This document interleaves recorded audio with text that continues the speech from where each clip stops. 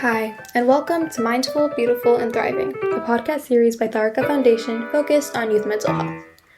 Before we begin today's episode, I just wanted to let you all know that all content that is found in our podcast is created for informational purposes only. This content is not intended to be a substitute for professional medical advice, diagnosis, treatment, or therapy. Always seek the advice of your physician or other qualified health provider with any questions you may have regarding a medical condition, and never disregard professional medical advice or delay in seeking it because of something you have heard in this podcast. Thank you so much, and without further ado, let's get started. Hello, everyone. Welcome back to another episode of Mindful, Beautiful, and Thriving. It is your host Poonam here with a very special guest, Geeta Narayanan. She has done many podcast recordings with me in the past, and I'm super excited to host her again, sharing her personal as well as professional experience for managing empty nester emotions. The high school senior class of 2023 students are heading to college soon. That could mean a person or couple could be becoming an empty nester soon. For those who do not know this term, an empty nester refers to a person or couple whose children have grown up and left home, typically to pursue education, work, or start their own families. You know, when a baby bird is grown up and ready to fly, he will leave the nest to sustain himself. So I believe the term empty nest symbolizes the departure of the children from the family home, leaving the parents with an empty nest. And once children moved out, parents are left with an empty house or significantly reduced household, and that can change a lot of things, right? It can bring a lot of emotions. So let's ask Geeta. Geeta, what are those emotions when an empty nester can experience? Hi Poonam. Thank you again for having me to do this, one of the most important, highly relevant, highly prevalent things that happens to all of us as parents. I think empty nest over the last few years, it has been developed, or it has been shaped, evolved, I should say. It's more called like empty nest syndrome. And the syndrome it is by the Psych Central, that is what they call. It doesn't have a thorough clinical diagnosis per se, and it is very similar to what you said. It is a common phenomenon in which almost every parent goes through. They grieve the loss of the lifestyle and the relationship that was part of the big identity, and some of the feelings that they may have or the emotions that they may feel is feeling sad, and also a sense of loneliness. And I'm also going to say a sense of purpose. Okay, so what am I doing with myself in my life? And these symptoms are very common. So the parents and caregivers, they feel when their grown children move out of the family room. And in the caregiver situation, that happens when for some reason the person who they take care of is no longer there in their life. So sometimes in some situations where there are some of them, they take aging parents, and if the aging parents no longer there, then that happens to caregivers as well. Thank you for clarifying those emotions, Geeta. So what can we do to manage those emotions? As you said, yeah, the person life was revolving around taking care of the kid, dropping school, maybe busy with the homework and activities, food. So a lot of things parents do for their kids, and even you mentioned caregiver, and those natural like emotions you said are natural. But any advice how to manage those emotions? You are right, because as parents, sometimes I also want to add a little bit with what I said is the job of parenting, in a way it ends, right, for the first 18 years of their life as they leave the nest. And they doesn't mean that they know need the parents all and all that. And I think young adults, when they step out of the nest, it's like as though they're tiptoeing their feet into the real world. They continue to look at the parents, or they continue to keep the communication line open, so that they continue to get the guidance and that would help them to navigate their life. For example, I think you said, what are some of the things or how do they deal with it as parents, right? So that is a big thing, big question, because in many things, it's one of the big thing that comes with, okay, how do I deal with it? Main thing is, what is my role or purpose in my life now, right? And one of the things I see with people is if you can invest in yourself. And for one of the things I feel is, I remember when both my girls left home, I decided I'll go back to school. So I'm a licensed marriage and family therapist, and I have my own practice. I decided, okay, I'm going to go back to school to become a psychoanalyst. And then I applied, and right now I'm going to be in the second year now. And while I'm also working, I decided that I want to invest in myself where I can grow and learn. And also, I think I also felt that my husband and I, most of our lives, I guess we have been married for 32 years now. And I guess of which, of course, 25 plus years has been primarily evolved with children. And I think this is just, I think right now is we are trying to, I guess, reconnect, between the, both of us. And, trying to maybe take some trips together and to find some activity that both of us like. Both of us like doing hiking, and we also like, of course, watching TV and watching movies, and of course socializing and all that, which many of us do that too. And I think it just helps us to create some new memories, just the two of us. And one of the things I also I'm trying to find is also, maybe any old hobbies that I may like.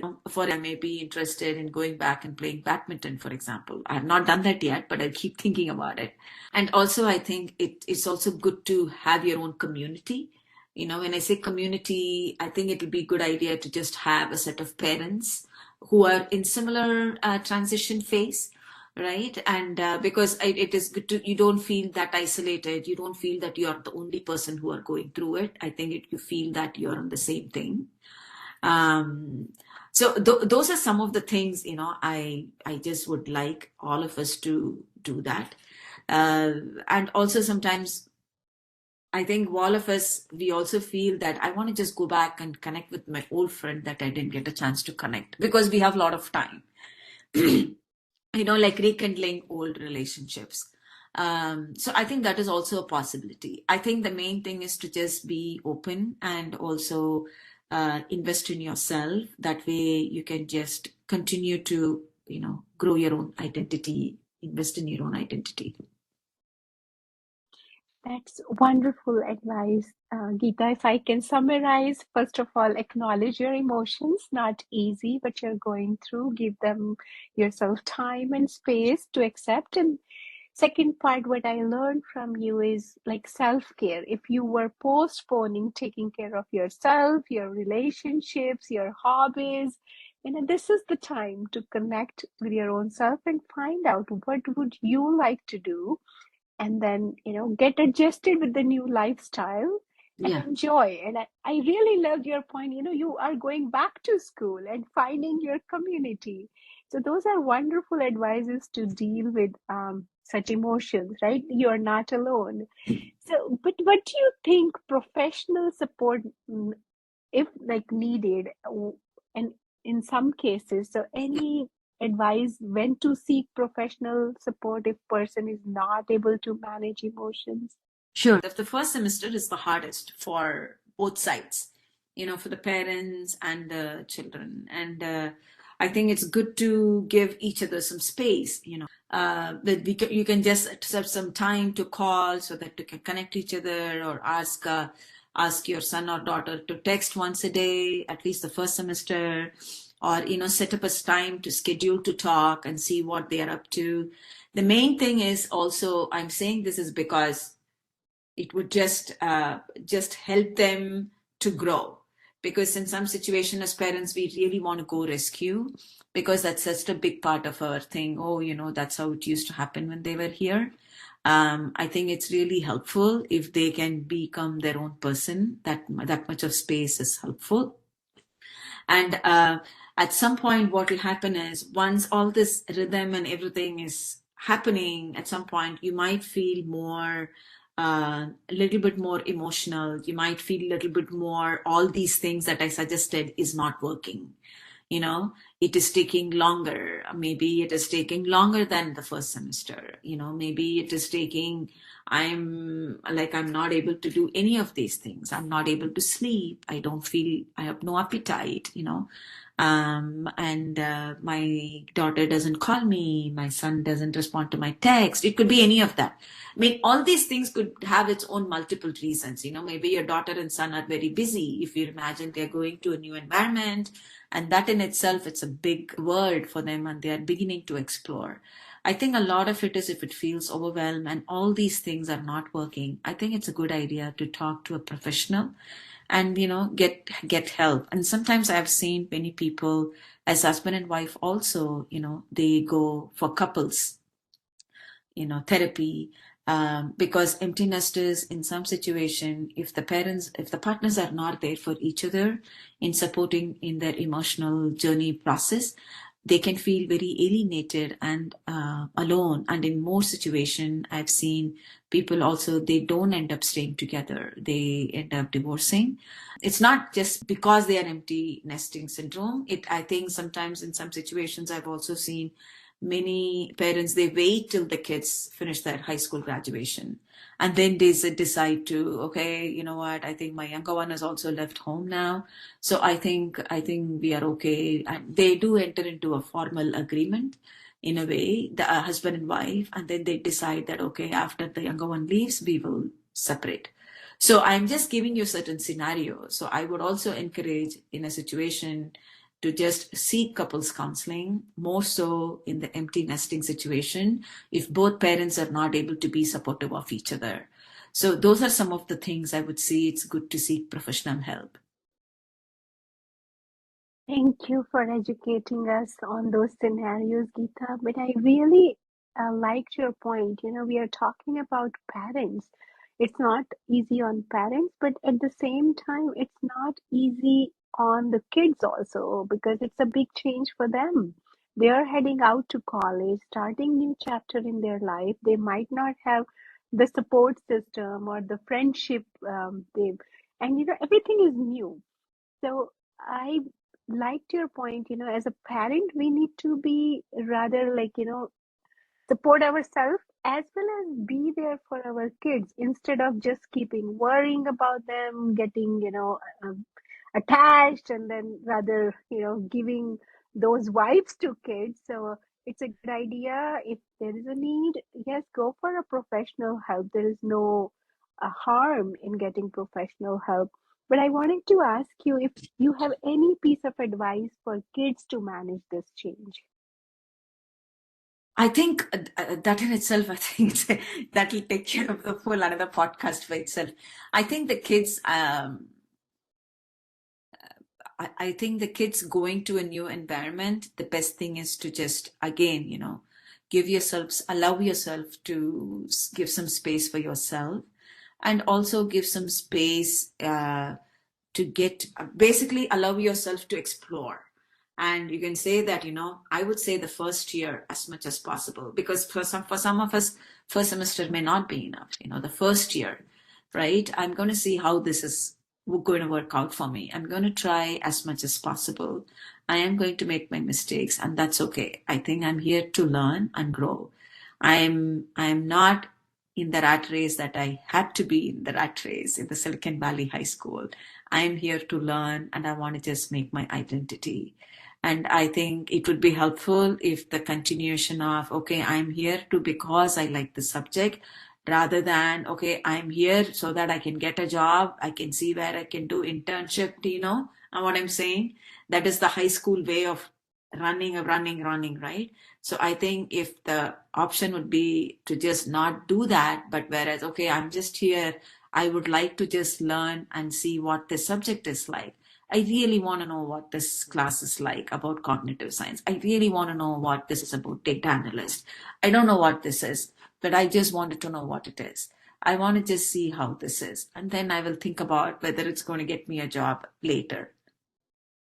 Yep, that sounds great. Geeta, thank you so much for talking to us, sharing your personal experience with us, and it was wonderful to learn from you how to manage these emotions. So, in my case, definitely, from the very beginning, I was always engaged with the community. Yes, I am mother of two, and my younger one is heading to college. And in one way, I could have been empty nester, but my daughter moved back. But I do know, like, many emotions even were coming to me. But as you were saying, like, this is I am taking as an exciting chapter in my life. And as you suggested, explore your hobbies, build relationship with your community, with your friends, with your spouse.